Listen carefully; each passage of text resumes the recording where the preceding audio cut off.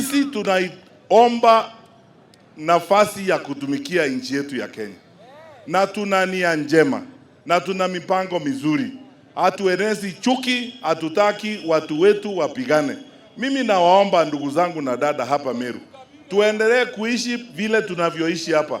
Meru hii ndiyo sura kamili ya Kenya. Hata kuna watu wanafanya kazi kutoka kwa kaunti yangu wanaishi hapa na wanajifunia wanakaa hapa na amani.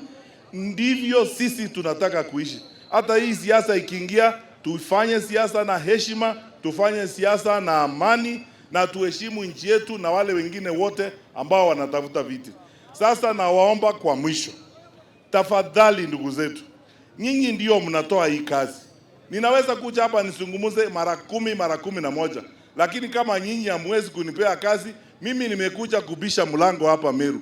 Nimeleta application yangu. Mutanipea kazi?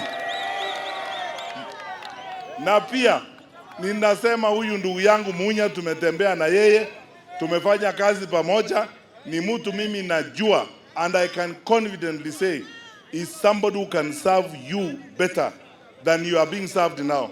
Na waomba tafadhali, mtu unge mkono, tutembee pamoja, tulete mabadiliko, na hawa viongozi wengine wote tuko nao hapa, na tunawaahidi we will not let you down. We will not let you down. Nataka kuwauliza jambo la mwisho. Niambie kwa hakika, mtatuunga mkono? Nionyeshe wale tuko kwa one term tunataka mabadiliko.